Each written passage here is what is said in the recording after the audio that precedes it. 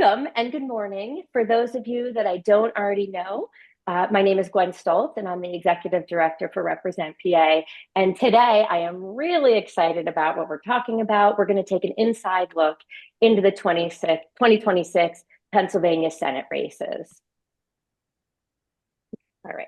I am going to keep my introductory comments fairly brief because if you're just joining, I was mentioning we have a number of wonderful guest speakers to hear from. We've got 5, and I want to make sure that we have time to hear from all of them and that we have time to take your questions. I'm going to ask if you're joining to please mute yourself. A couple of days ago. Let's see. If you wouldn't mind when you join, mute just so that we don't interrupt our guest speakers. Okay, so I wanted to give a little bit of background on Represent PA, especially if you're new to us and this is the first time you're tuning in. Because we're a little bit unique. We're the only organization that is solely dedicated to investing in pro-choice Democratic women that are running for the Pennsylvania General Assembly. We're very focused in what we do, and there's a reason why. There's a few reasons why, actually. So one is the Pennsylvania General Assembly is very important. Most of the news headlines that we see is coming from federal news, right? U.S. Senate, U.S. House of Representatives, but a number of decisions that really affect our day-to-day lives get made out in Harrisburg. Anything from the cost of registering your vehicle to the quality of education that our children receive and many, many other things in between. So that's why the General Assembly, why we're focusing there. Then why women? Well, there's more women living and voting in Pennsylvania, yet we remain significantly underrepresented in the General Assembly. And there are many reasons why that is, but one of them is that women continue to face barriers when they step up to run for office, in particular financial barriers. There is research that shows that women have more difficulty securing their funds for their campaigns. And then when you look at individual campaign contributions, they tend to be smaller when you compare them to men. So what are we trying to do at Represent PA about that? We are trying to change that. We're trying to remove those barriers and get more women into office, making these important decisions that are affecting our everyday lives.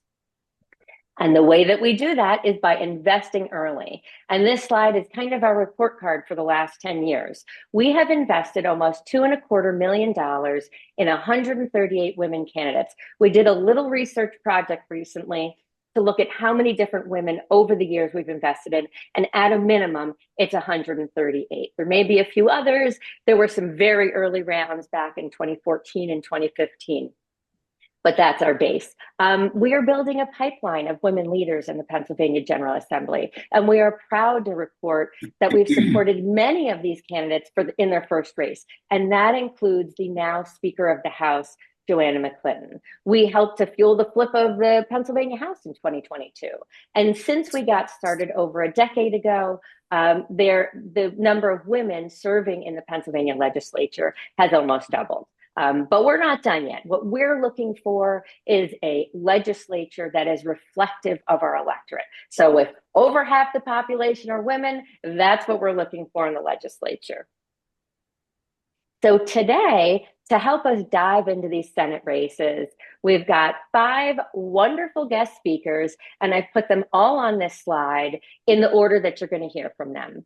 First, you're going to hear from Jalen Nix, who is the Executive Director for the Pennsylvania Senate Campaign Committee, or the SDCC. And I have to say, I had the opportunity to hear Jalen the week before Thanksgiving to talk about the Senate races, and the SDCC is really lucky to have him.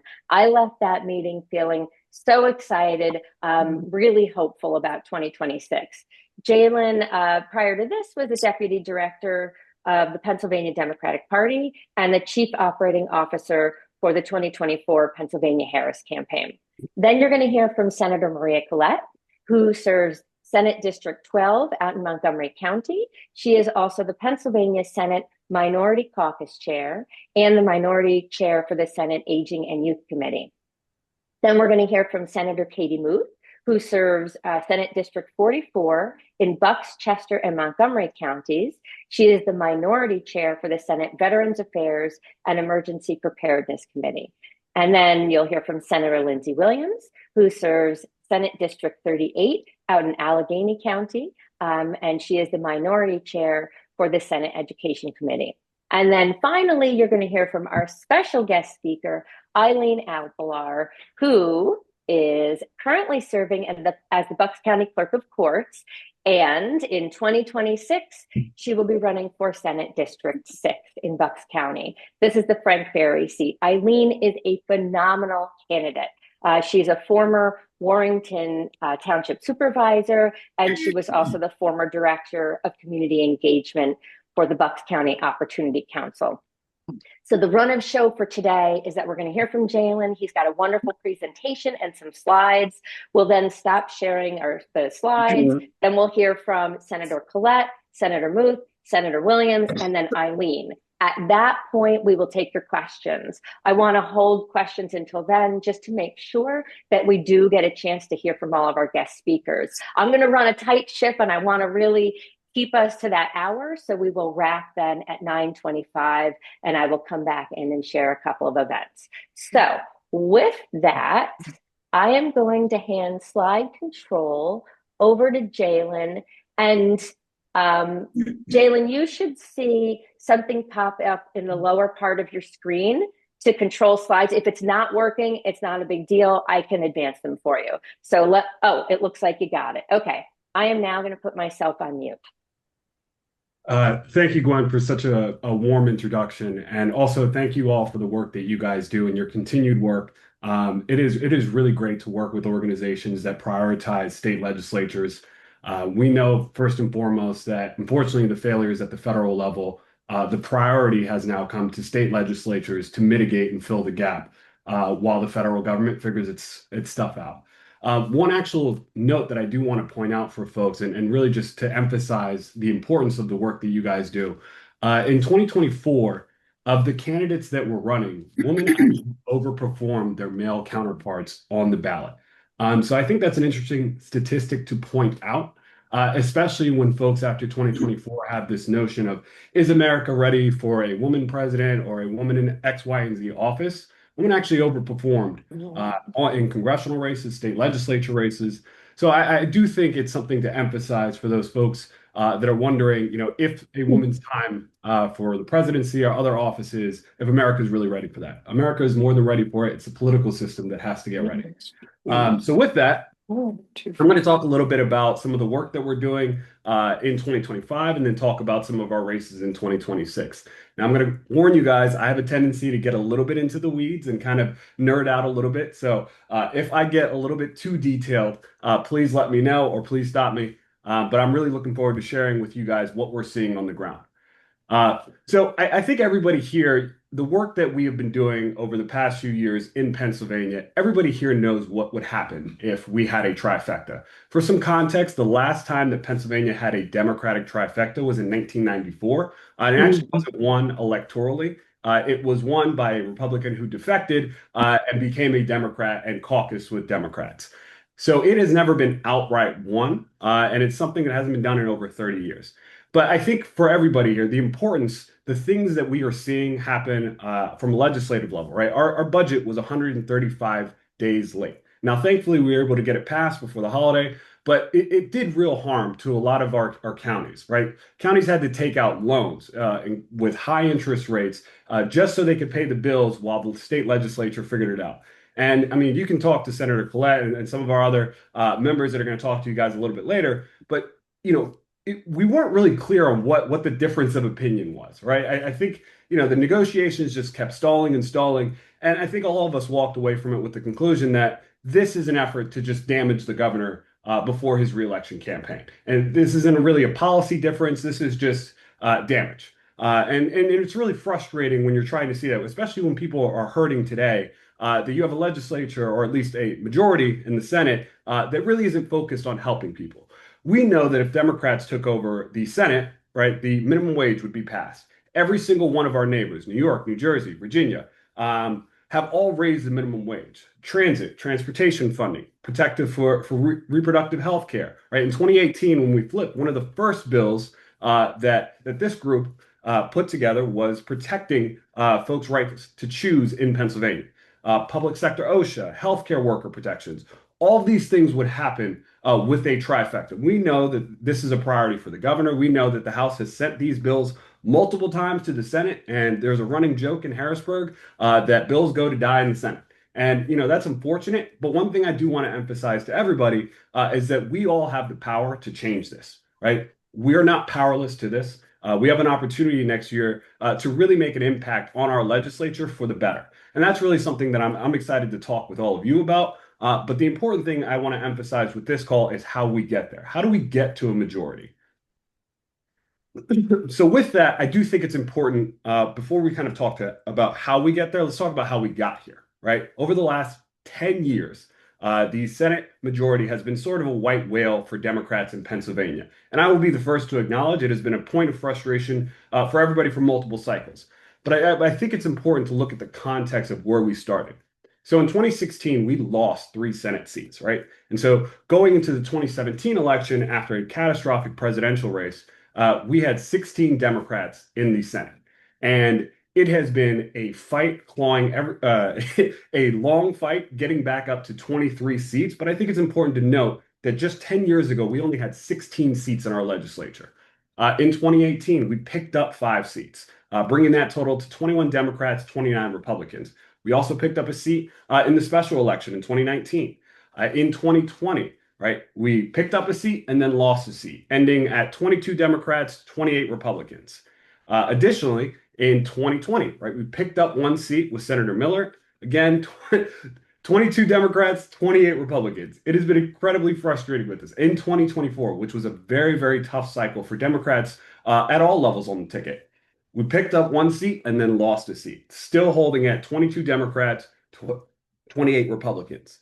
Fast forward to 2025, and we picked up an election, an additional Senate seat with a special election this past March with Senator Malone.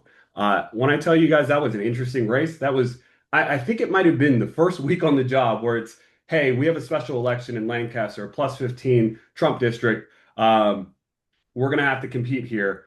And, I think a lot of folks, this was kind of one of the first special elections after 2024.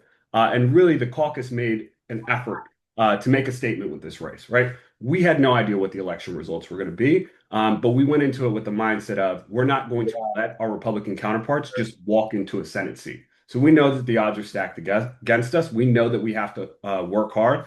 But frankly, I think this team, our membership, as well as our staff, we're not going to shy away from hard work. That's what we're supposed to do. We know this work is hard, and really. It was great to see that all that hard work paid off, and now we are sitting at 23 Democrats, 28 Republicans. So that is huge. That's huge news for everybody. I think it changes our electoral efforts in 2026, and also I think affected the budget, right?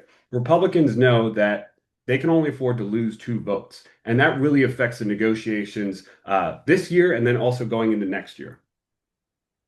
All right, next slide. All right, so in 2025, which was, I think, a remarkable year for everybody electorally down ballot, what we are seeing right now with some of our target districts, and it's no surprise to anybody on this call, what we are looking at as offensive targets.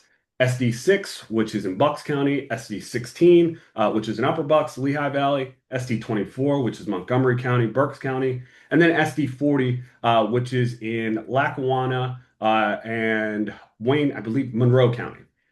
What we saw from this past year's elections were historic swings. So I'm just going to run down the list real quick. So in SD6, which is Bucks County, we saw nearly an 8-point swing to the left. In SD16, which is viewed as a historically conservative district, we saw 6.5 points. In SD24, which is Montgomery County, Berks County, we saw almost 8 points again, and then the highest swing was 8.5 points in SD40. These are all the numbers that you would want to see if you're going into 2026. What's even more remarkable is post-presidential, you typically see a swing of about 3 to 4 points for the party out of power. What we are seeing now is that these swings far transcend the usual post-presidential slump. So something is happening on the ground. And as I mentioned at the top of the call before other folks joined, we're winning in places that we're not supposed to be winning. Just yesterday, Democrats flipped a plus 22 district in Athens, Georgia. again, what we are seeing is not only special election overperformance, but it's actually translating into electoral wins, which I think is the biggest difference between where we were in 2017, which we had a historic year. We had a remarkable blue wave, but in 2017, we weren't winning at all levels on the ballot. So I'd actually make the argument that I think we might be in a better position than where we were in 2017 because the enthusiasm that we are seeing on the ground is translating to votes. Democratic voters are mobilizing because they understand this moment and far quicker than they did in 2017. And I don't think I need to stress to all of you guys. I think a lot of folks are getting really tired of the Trump administration, and it's actually soured pretty quickly. So all that to say is we know we have to work, but the wind is at our back right now. I'm going to move to the next slide. And I think it's also important to, it'd be important to mention one of the advantages that we have, which is an incredibly popular governor at the top of our ticket, while also not having a statewide Senate race. Obviously, like everybody else, I wish that Senator Casey was still a senator. That was one of the factors in the 2018 election. But I do want to note that historically speaking, when we look at all of these districts, the governor has overperformed the average DPI, which is Democratic Performance Index. But more importantly, these are all districts that have been won by Democrats. So what we know is that we're not talking about something that is not a reality. We have to run the right candidates with the right message. But now we have the benefit of an incumbent Democratic governor. So that's a huge opportunity for all of us. We know what's at stake next year. And really, I think everybody should be looking at this as a once in a generation opportunity here. And this, folks, I think is probably one of my favorite parts of the post-election analysis is just seeing all that blue across the Commonwealth. What this is basically just a quick map showing all the electoral trends from this past cycle. That's a lot of blue, folks, right? These districts are all trending in the right directions, but we know that we have to make sure that we are on the ground and we're doing the work. But I just like looking at this whenever I'm having a rough day on the campaign trails, looking at this beautiful blue map and hoping that we can have a similar result in 2026. And I do want to just talk about 2018 from a contextual standpoint, right? These races, even in looking at the DPIs, SD40 was a 46 DPI, SD38 was 49, SD10 was 49, SD12, 50, right? The districts that we're looking at and competing next year, they're actually not too far off on these DPIs. And our candidates actually overperform by 6 points, 1 point, 4 points, 2 points, 1 percentage point. We know that these are going to be hard fought elections, but what we're talking about doing is not only plausible, it's something we've done before. And we just have to be able to do it at a faster scale. And that's really something that I think this caucus and this team is prioritizing looking at next year. We understand what the opportunity is, but the work that needs to be done between now and election day is really making sure that our candidates are prepared on the campaign trail and they are running operations that can scale quickly, pivot if needed, but more importantly, they are built for a year-long campaign that we're going to have because we know that we're going to have to win in places that are unlikely. We know that there's a lot of folks that are going to be disenchanted with the Trump presidency and brand. And so that's a real opportunity, but we have to make sure the candidates are prepared for that opportunity. So I've spent a lot of time talking about the environment that we're seeing in 2025. I'm going to spend a little bit of time talking about kind of more anecdotally nationally. So first and foremost, with Virginia and New Jersey, what we're seeing is a shift in almost every single demographic. And Hispanics, young folks under the age of 28, all the really catastrophic swings that we saw last year that really did us in the 2024 election, we're seeing a lot of those folks return home. In looking at 2018, the election results in every single district mirrored the president's approval rating. And what we're seeing now is the president is not very popular. That shouldn't come as a surprise to anybody here, but it's important to note that as the president's popularity goes down, a lot of these shifts are going to increase exponentially, which is part of the reason why we are overperforming in special elections. So I know that this is an outlier poll, but I love looking at it. So there was a poll done by NPR a few weeks ago that had the president's disapproval at a 60%. Now, again, folks, I want to caution that was an outlier. The president's disapproval is around, I believe it's like low 50s, and it does change from day to day. Frankly, he's doing himself no favors. but these outlier polls are going to start becoming more of the reality. Even more so, what you guys are seeing right now in generic ballots is Democrats are overperforming. Typically, you do see a 3 to 4 point swing for the party out of power. Again, we're seeing 15-point swings. So again, I just want to emphasize something special is happening here. It's terrible, I think, electorally for the country, what the president is doing. But from a political standpoint, what you're seeing is that voters are waking up, that this is a disastrous agenda, and that they will come back home to the base within the Democratic Party. We have to have a message to run on, and we know that, but the opportunity is there. So our target districts, as I talked about earlier with some of the historic swings, SD24, right? That is probably the most flippable of the districts. You have SD6, SD16, and SD40. Every single one of these senators are all first-term incumbents. What that means, we all know the advantage of incumbency, right? When you are an incumbent, you typically overperform in these races. That being said, this is really a good opportunity, I think, for all of us to make sure that they are not there for another term. And that's really going to be on us to make sure that we make the case that these senators have failed. They have failed the constituents, and that we have better candidates and we have a better platform. The other thing that I think is really important to mention, although this group, I know all of you guys are focused on state legislatures, I also think it's important to mention congressional nesting. And what I mean by that is everybody has their eyes on taking the House majority next year at a federal level. And I think that is absolutely important. And I've seen different iterations of a coordinated campaign. Where coordinated campaigns work is when they understand the priority of state legislatures.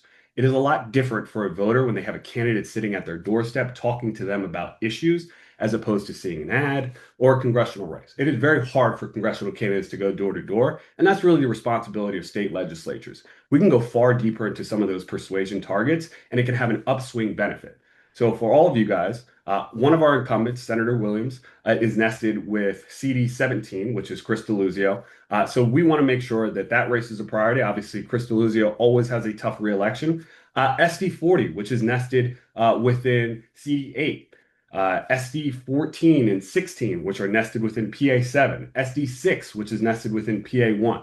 So the point that I really think is important to stress here is the pathway back to the House majority runs through every single one of these Senate districts. And the biggest advantage everybody here has is that there are no contribution limits in Pennsylvania. So if you are donating to one of these candidates, right, it will still have an upswing benefit because we're going to be doing the work on the ground, and you're not capped at your contribution limits. You can only give $3,300 to a candidate running in PA 1 or PA 7 or PA 8, but you can give unlimited amounts to a state Senate race. And it's going to have a bigger benefit because that candidate is then going to go on the ground. And if they're voting for a Democrat for state Senate, chances are they're probably voting for a Democrat in Congress, and they're probably voting for a Democrat in the state House, and then Democrat for governor.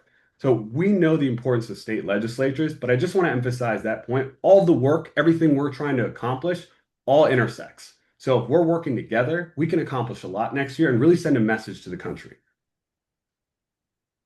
So I do want to spend a little bit of time talking about some of our candidates. One of our candidates, and I will share you guys on a little bit of insider information. One of our candidates is actually launching today, Christopher Thomas. So you guys should see some press buzz going out there today. Chris is a remarkable young man that I've had the privilege of working with over the past few years in his work as a community organizer. He's a volunteer firefighter. Really spent a lot of time this past cycle helping down ballot flipping school boards in Montgomery County and Berks County, and is somebody that we're really excited to work with this cycle. Then in SD40, we have a gentleman named Brian Wrightson who did 10 years in emergency management, working for the Red Cross, and now is a business owner working to spread rural broadband infrastructure to the people within his county in Monroe. He literally spends his whole days going up and down cell towers. And is really somebody that we feel comfortable and confident in is going to be a very, very good candidate down the stretch, and somebody we feel can flip this district.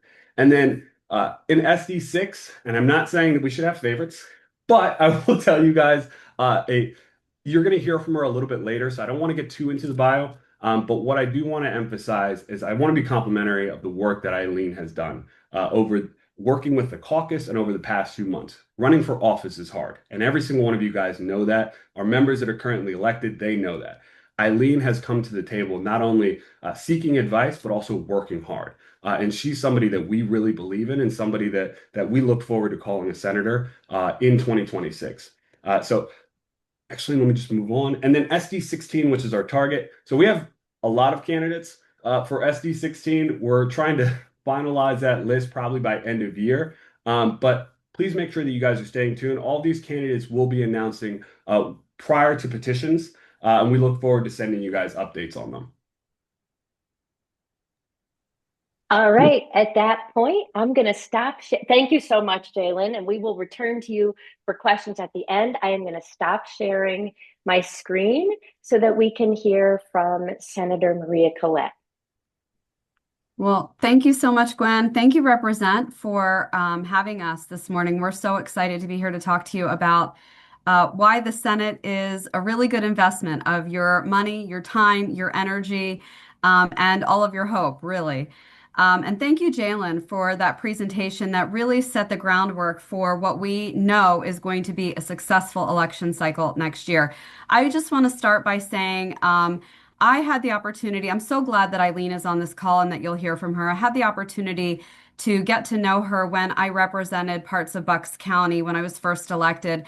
And I can tell you that she is absolutely a superstar. Represent is right to be behind her. She is someone that is going to take Senate District 6 by storm, and someone that I know that my colleagues and I cannot wait to welcome to our state Senate. So I'm really, really thrilled that you all are going to get to hear from her today. I don't want to take too much time, but I want to sort of talk a little bit about why the Senate is a good investment. And you heard about, all of the electoral advantages that we have going for us politically in 26, specifically based on the results of 2025. But, a lot can happen. I saw somebody post in the comments that we lost a Democratic seat in the Northeast in 2024. That is something that does not go unnoticed, right? So, what is the Senate Democratic Caucus doing to make sure that we don't have any repeats of that in 2026 and that we gain on the numbers that we have sitting in that room? I want to talk about candidate recruitment. You heard Jalen talking about the incredible people that we have running. We have invested a lot of time and energy in really trying to find candidates that are going to fit the districts, but are also going to be people that do the work, that show up every day, that really value the contributions that you all make with your energy, your money, your time, all of that. They are people that are really going to take that personally. And they're going to say, hey, look, I know these people are investing in me, and largely they're investing in the hope that we're going to get to a majority in the state Senate and what that will bring to the people of the Commonwealth. And I'm going to work hard to fulfill the obligation that I have of, being a good candidate and getting across the finish line. So our candidate recruitment has really been very targeted, very intentional. We have looked really hard to make sure that we have people that are going to be a good fit for this district and are going to do the work that the people in their districts are going to require of them. I want to talk a little bit about agenda building.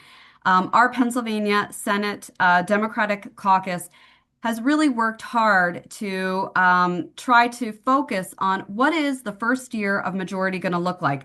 What is the second year of majority going to look like? What are the priorities that we need to make sure we're putting forward so that we're working in partnership with our House Democratic Caucus, with our governor to achieve good things so that we're not getting there and spinning our wheels, so that your investment, once again, pays off for the people of Pennsylvania. That's really been important to us, and it's something that I've been focused on, working with outside stakeholders, working within our caucus with members to try to make sure that when we are in the majority, we will hit the ground running, and we will do all of you proud to make sure that we are building on a really solid Democratic agenda that is going to benefit the people of our Commonwealth. I want to talk a little bit about that partnership that you heard Jalen referring to, the partnership that we have built over the last 2 years with the House Democratic majority and with Governor Shapiro. The work that was done on getting this budget passed, and Jalen's right, this was not a budget that we could not have passed in June. We could have passed this, the same budget we passed just a few weeks ago could absolutely have been passed in June. But because of political gamesmanship on the Republican Senate side of the aisle, we didn't get the opportunity to do that. We, the Senate Democratic Caucus, the House Democratic Caucus, and the governor held firm in what we knew would be a good budget for the people of Pennsylvania. Is it the best budget we could get?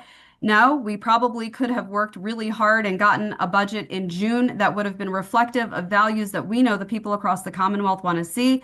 But we have a barrier, and that barrier is the Senate Republican majority. And so at the end of the day, the budget we passed was a budget that was based on the work that we did standing firm in unity with our House Democratic colleagues and our governor to make sure we delivered for the people of Pennsylvania the best result that we could.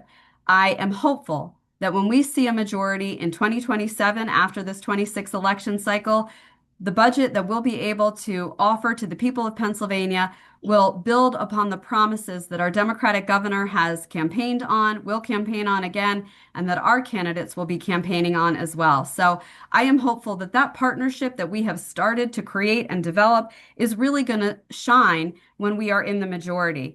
I also want to take a moment to say that our Senate Democratic Caucus has worked hard to understand these various wins that you heard Jalen talking about across the country.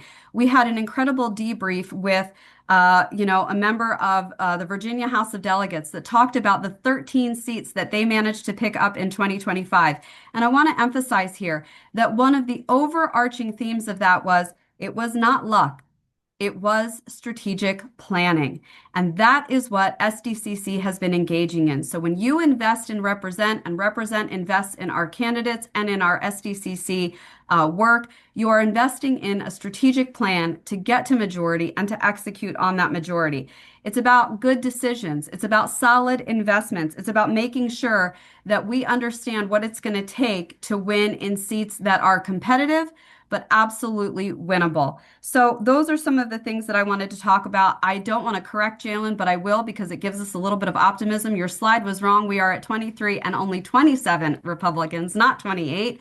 It's really important to note that because we are gaining on them. We will continue to do so. We will get a majority in 2026 with your support. Represent has always been an incredible partner in the state legislature, understanding that just as Jalen said, the power is in our state legislature to protect the people of our Commonwealth and deliver on the values that we know that they care about. And thank you, Represent, for always being a good partner in that. We appreciate you. We know that you'll be a good partner in 2026. I will be relying on every one of you, as I know my colleagues will as well, and our good candidates will also.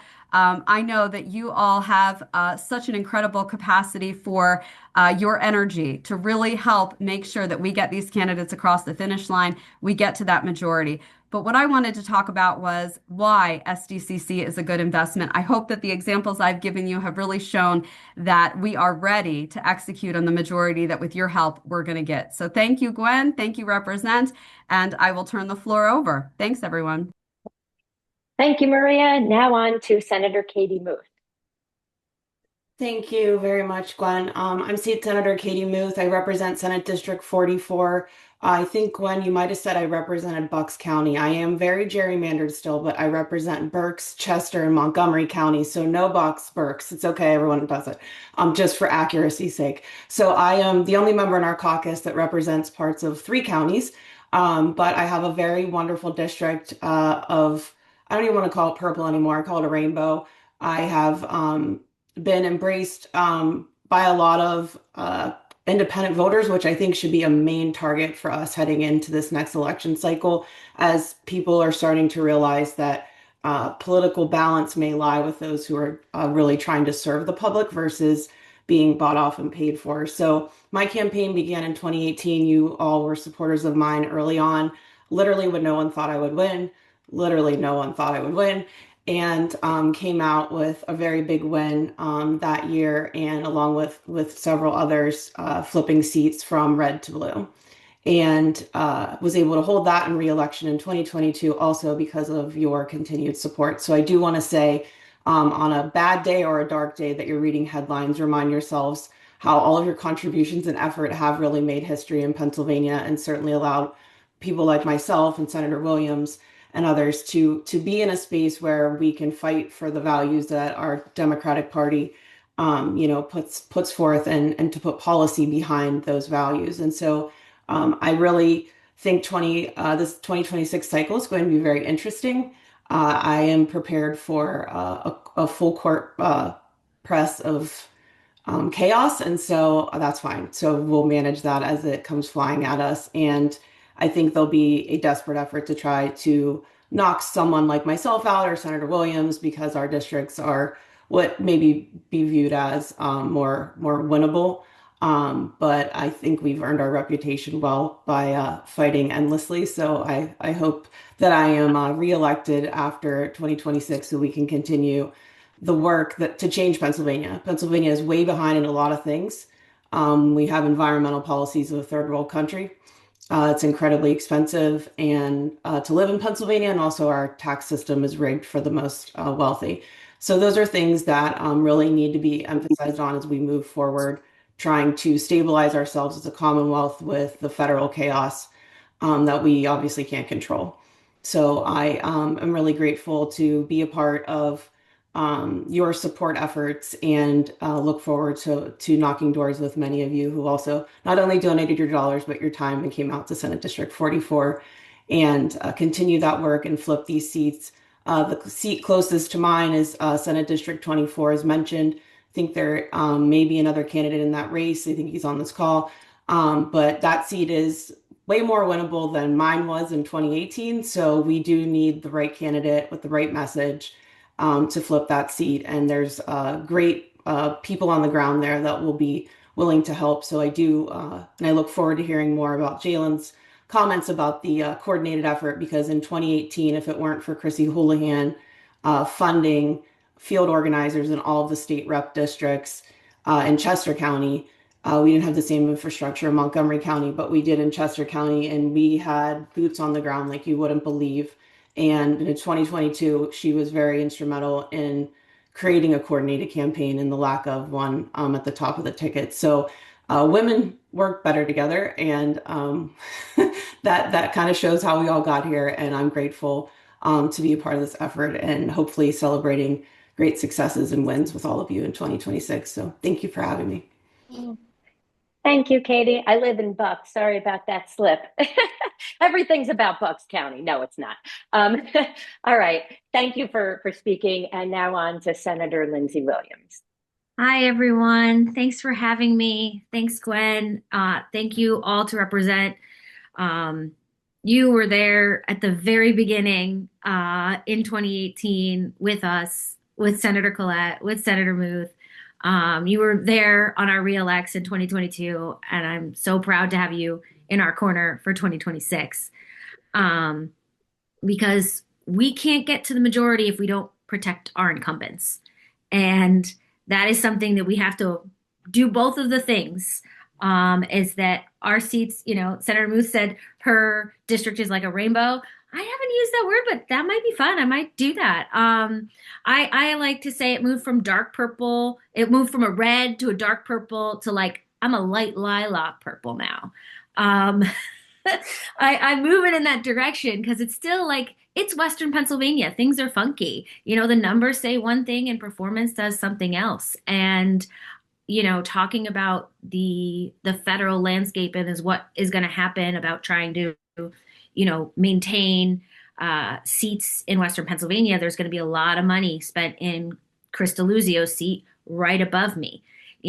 There will be a lot of money spent in the state representative seats right below me to get back a House majority.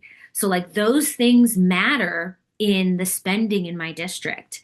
And I don't know what Senator Muth or Senator Collett's budgets are, but I'm still going to have to raise $1 million to protect my seat. And so that is something I still need to pay my campaign staff. I still need to send out mail. I still need to do all those things. And early investment from Represent PAC makes a difference for us in making sure that we can defend our seats. And, Jalen mentioned that the women on the ballot outperformed the men.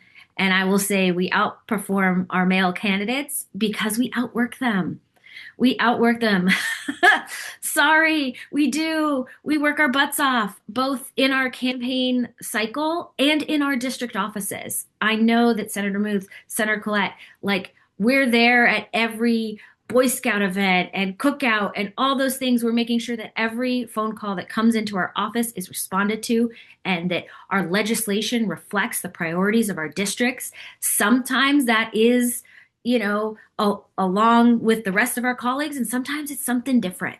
And those are important because we fight for our districts. And the reason that we've been able to keep these seats is because we work so hard all year long and we don't have an off switch. And thankfully, with supporters like Represent who understand how hard the women in the State House and the State Senate work, that's what's going to propel us to the majority. It's not a secret that we're making these wins because of women that came and pushed this. Myself, Senator Muth, Senator Collett, and Eileen, all involved with Emerge PA. Training Democratic women to run for office. Emerge gave skills to not us, but to so many of the women who flip seats in the State House and the State Senate. Like there are so many Emerge women. Carolyn Comida. This has been years in the making, and it's women leading the charge. And we only could do that with you. So thank you for supporting us in the past. Thank you for supporting us in the future. Thanks for supporting our colleagues. And thanks for supporting Eileen to flip another seat. Like, it's so exciting. And I guess I'll leave with that because I'm just excited what we all can do with the people in this room who support Represent PAC. So thank you. Thank you. Thank you, Senator Williams, Muth, and Collett. Thank you for all that you are doing, all of your hard work. Represent PA has been proud to support you long before I joined, which is only now a couple of months as executive director. Okay, now on to Eileen Albalar. Thank you, Gwen, and thank you to everyone at Represent for all that you've been doing, and thank you for the kind words as well.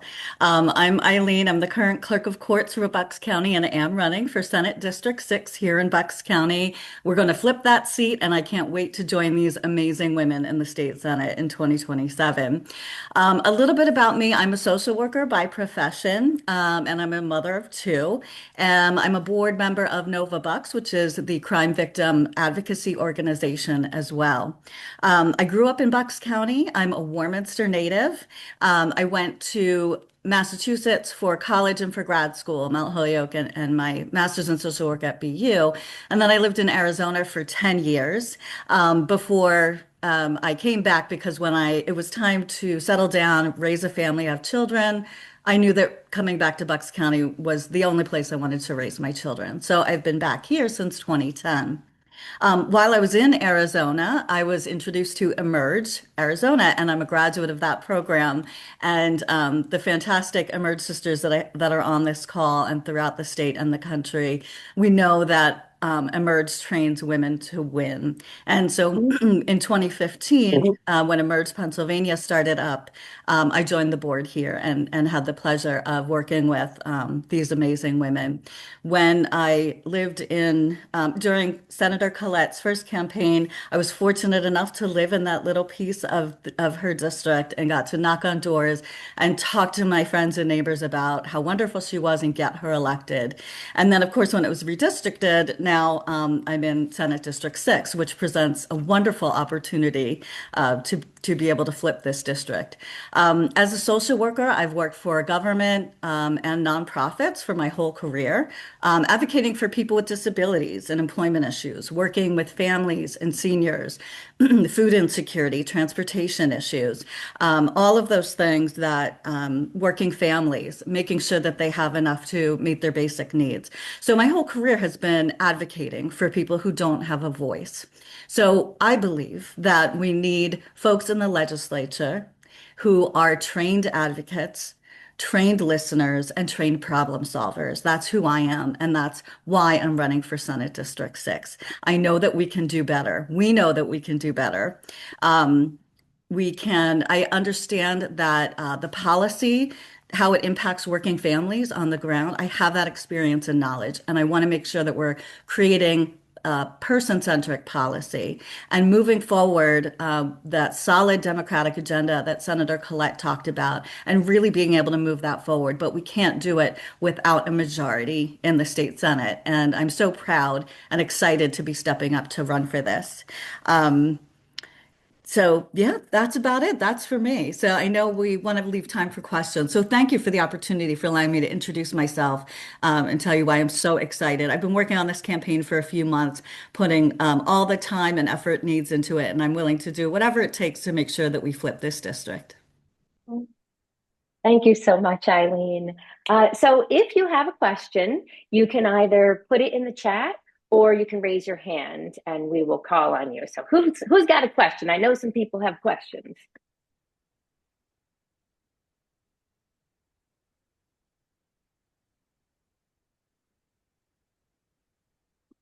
All right, well, I've got a question if nobody's got a question.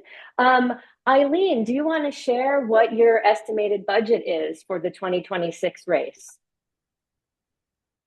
Yes, Gwen, thank you for that question.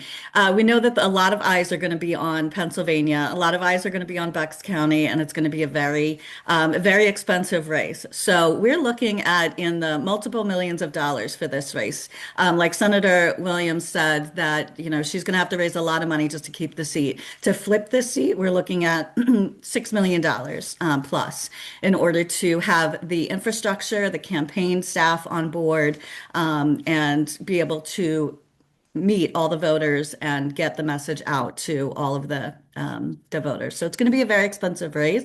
I've been working on fundraising for the last couple of months, thanks to the support of SDCC and the Bucks County Dems as well. So, but it will be a very expensive race. Christine, go. Yes. Question for Jalen. What is your counterparts, Republican Senate Campaign Committee? What are they up to? Which of the Democratic seats are they targeting? And how are they investing in seats like Frank Ferry's in order to avoid the flip? Great question. So a couple things. We're not definite on what their map is going to be. We can make assumptions. I think their number one target is likely going to be SD 36 because that is the most flippable just based off of voter registration and past performance. And that's the one you just flipped in the special. Yeah, their feelings were a little bit hurt because we took that seat. So my guess is they're probably going to throw a lot of money to try to take that back. Kind of putting their hat on, I would say 38, 44 are likely targets along with 14. Based on past election performance. Now, could you put names behind those, the numbers? Yes, Senator Muth, Senator Williams, and then Senator Miller up in Allentown. I would not take it away from them to try to go after Senator Collett. I think Senator Collett is a very strong incumbent, so we should be prepared for all scenarios. The second point that you're asking is what is the Republican caucus doing right now? I'll give you a really good example of a strategic miscalculation. So this past election cycle, Tracy Pennycook in SD24 was dropping political mailers in district. Now, this early out of cycle, it is very rare, and I would never advise a candidate to drop political mailers this early, especially in the midst of a pretty contentious judicial race. So what that tells me is that she's scared.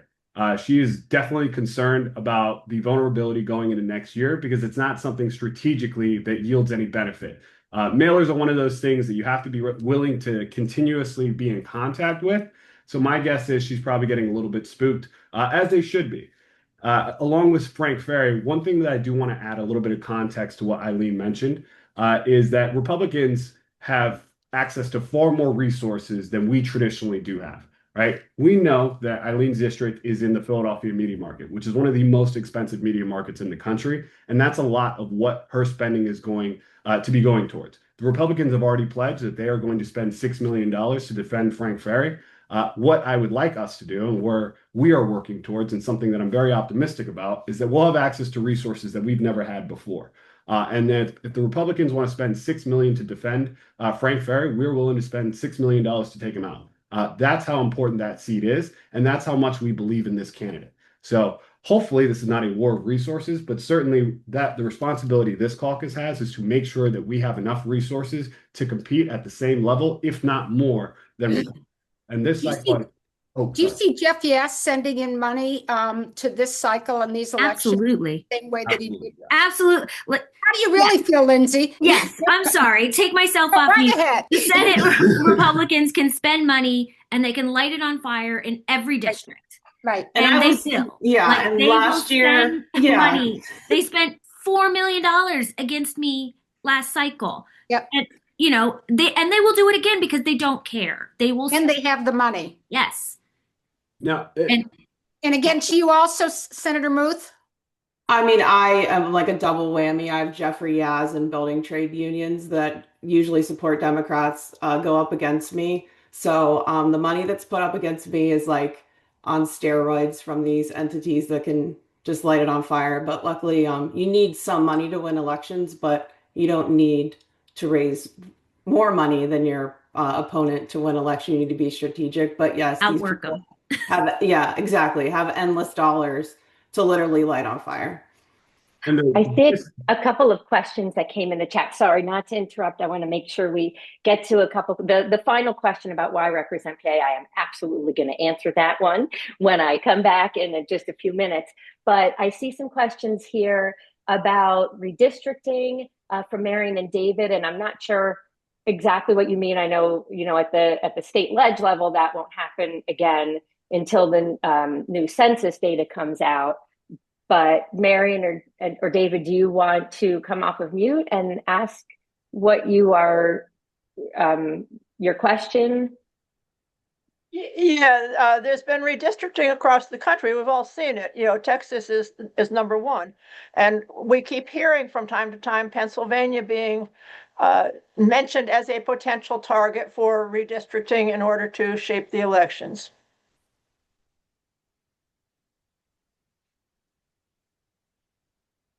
Well, I'll just say I think part of the difference in Pennsylvania is our Democratic governor is not going to just sort of get behind a movement to do any redistricting efforts that are partisan in nature, I think.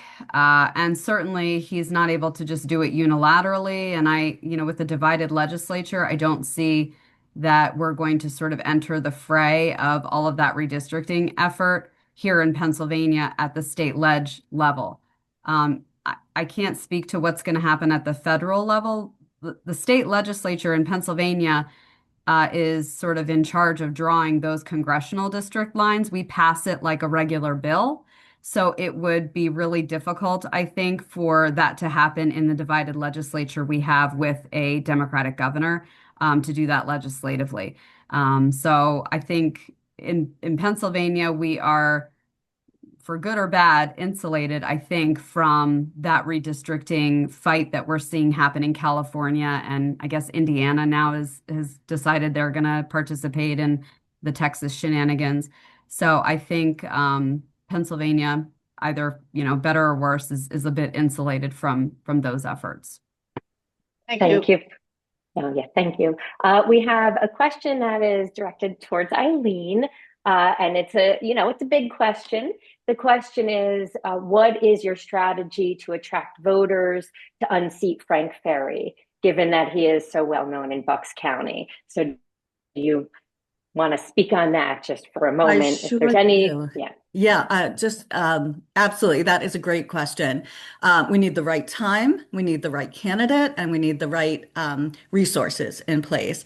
I have won the township level in 2017. I was a supervisor here in Warrington, and I ran countywide in 2023 and won both those races. I worked for a nonprofit that served all of Bucks County. And so I think the message to folks is that we can do better. The key is going to be having money and resources and infrastructure and knocking on doors. So I have a very regimented door knocking plan and canvassing to get my name out there and to also meet as many voters as possible. And Frank Ferry has not done really anything in the Senate. And so I think there's an opportunity here to show people that we can do a lot better, and that we need somebody like myself in the Senate who will actually listen to the concerns, work for working families, and make sure that we're passing policy that helps them. Thank you, Eileen. We have time for a really quick question. Sid, I see your hand is raised. If we can do it really fast. Sure. And then we'll wrap. Sure. My question is about the current press for redistricting reform in Pennsylvania, where there are two bills available now, and we've really got to get them through if we're going to see any kind of bipartisan, nonpartisan reform for the next census coming up. So I'm just wondering if you all have comments about that. I feel like that's more of a question for our incumbents, or we can, I mean, I think it'll be real interesting to see what happens with redistricting is what my comment will be. I think that we have to face the reality that there are a lot of people that are involved in this process as it currently stands that make it what it is, that are comfy. And so until that changes in terms of how lines are drawn. I also think a Senate Republican majority, if we don't get that, has no interest in moving anything on redistricting or election reform or anything to help make people voting easier and safer. Exactly. If anything, it'll be the opposite. Okay. Thank you for answering those questions, and thank you for all of your questions. So we're 9:27, and I'm going to address this last question in here. I'm glad, Arthur, that you asked why give to represent PA. I'm going to share my screen again because that is a very important question. Okay, view, slideshow. All right. So after hearing from all of our guest speakers, what's my takeaway? And hopefully it's your takeaway too. We're in a very exciting moment. We've got this political landscape that is set up for us. With an asterisk, we've got to support our candidates in a meaningful way. When we bundle our support and give as Represent PA, we have the capability to completely change the trajectory of a campaign. And some donors really don't want to give to their candidates when they see a certain amount of money in the bank account. So when they see a big amount of money coming in from a PAC like Represent PA, it unlocks more money. It just sort of, it's sort of, what's the word I'm looking for? It compounds and really enhances our giving. All right, we're a PAC. This is what we do. So I wanted to share this next screen so that you understand where we're at. We raise money and we give it to our candidates. All right, this arrow is where we're at. All these different colored lines represent past years. The orange is this year. All right, we're looking pretty good. We're doing a little bit better than we did last cycle. That's fantastic. But I want you to focus on the climb we're about to make, okay? And we certainly can't do this without you. And then I want you to look at the bottom, these stars. These are when we make investments. Getting to that point of timing. And some of our incumbents spoke to this. We need to get our candidates money while they're building out their campaign, when they're hiring their campaign staff, when they're making their spending decisions. How are they going to get their message out? When we give our candidates money, it allows them to go do the things that they need to be doing, which is having one-on-one conversations with voters.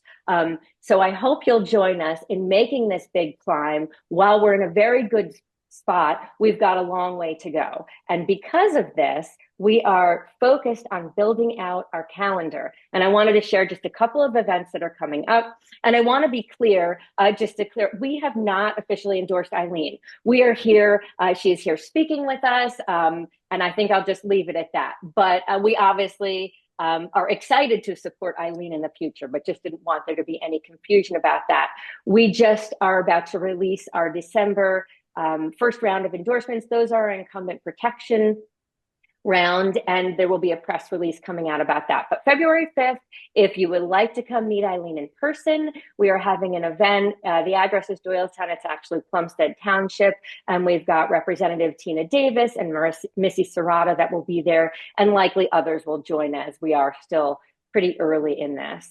February 19th, We are going to be having an event out in Delaware County, graciously hosted at the home of Heather Saunders. Once you RSVP, you would then receive that specific address. But we've got a great lineup of guests, Reps Lisa Borowski, Leanne Kruger, Jen O'Mara, and Elizabeth Morrow is a candidate that's running out in the Chester, Delaware County area.